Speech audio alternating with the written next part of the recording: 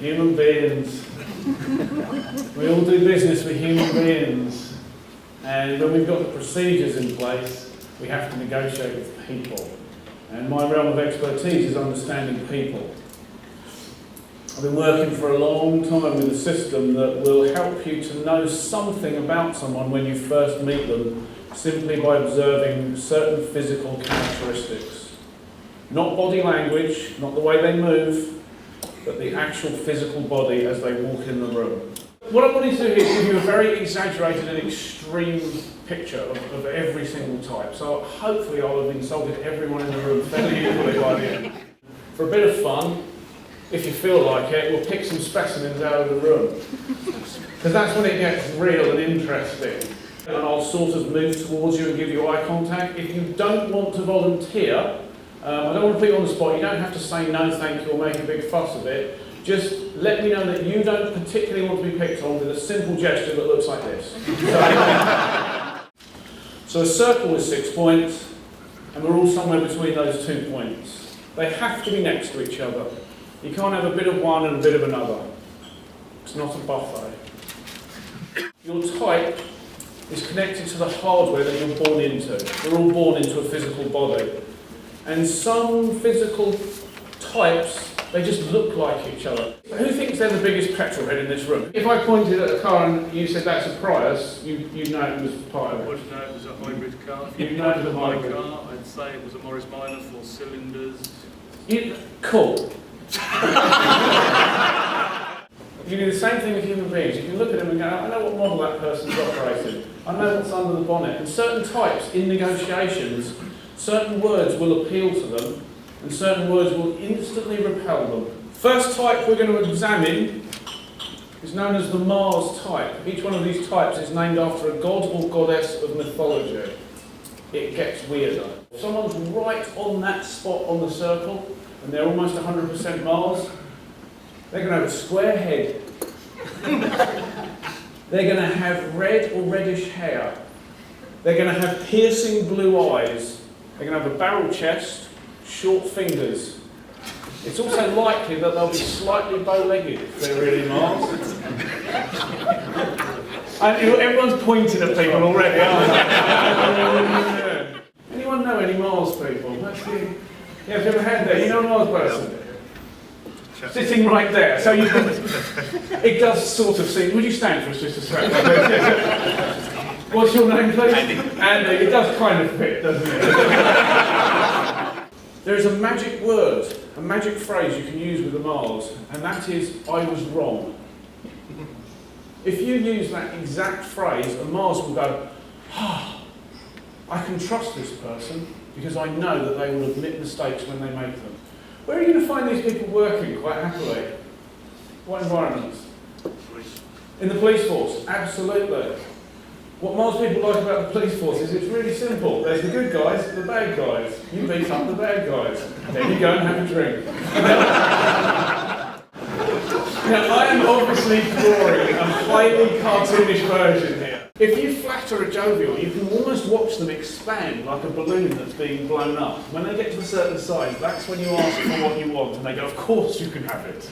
I gave this presentation, and there was a Mars woman in the audience, and she was just losing it at this point. She was like grinding her teeth, and she was going, ah. She said, I have to get into an organisation, I have to. And the gatekeeper is a jovial. I have to get in there, what do I do? I said, I'll tell you what to do, but you won't do it. I will do it. I said, okay, next time you see this person, flatter her. I'm not doing that. Luna comes creeping in and looking for a safe place to sit down and not be noticed. Lunar people have an incredible attention to detail. They like to dot the I's and cross the T's. Lunar people stick with things. They stick with the people they trust. And if you become friends with a Lunar, it's an interesting process because you go through the process of hanging out, having a few drinks, chatting, find out a few things about each other, and you reach that point where you go, you know what, I think we're friends. And that's the point where they stop talking to you. Your archetypal Venus has thick dark hair, lots of it. And they are soft to the touch. If you have a Venus friend and you hug them, it's just as if time stands still. So Venus will be heading somewhere, not really in that much of a hurry. And then you can see them do this mumble where they go, oh wow, looks like I'm running late. May as well slow down then. If you have the option in your organisation of deciding who deals with irate customers, the person that deals with the people who've got steam coming out their ear, Venus people are absolutely ideal. What's challenging about negotiating with a Venus is trying to get a handle on what they want, because they probably don't know. And when a Mercury enters a room, they're fashionably late, because then everyone's going to look at them.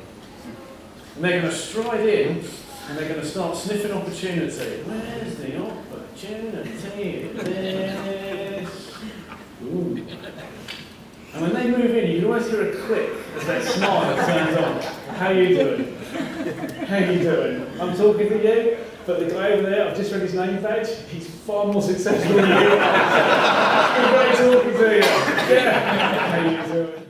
Where will we find Mercury's working? Consultancy. The Mercury philosophy on sales is really simple. You give up when the client buys or dies.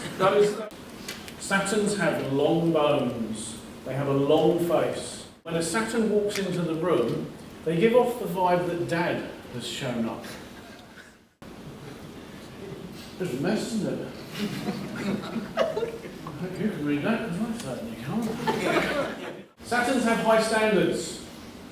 Saturns are the people that go into a situation and say, you're doing okay, but you could be doing better if you did things properly. Headmasters. I spoke at a headmasters conference giving this information, 120 people there, and it was like, is there anyone in the room who isn't a Saturn? We're teachers that teach teachers to be better teachers. We're Uber teachers. We're teachers cubed. If you are negotiating with a Saturn, you want to let them know that things have been thought through and deliberated over. If you want to get them on side, it's ludicrously easy. Try this, don't trust me. Ask for their advice on anything. Can I have your advice? Well, actually, you have recognised my superior intellect, so you may. You've been an amazing audience. It's great to get such a level of engagement, such great questions and answers.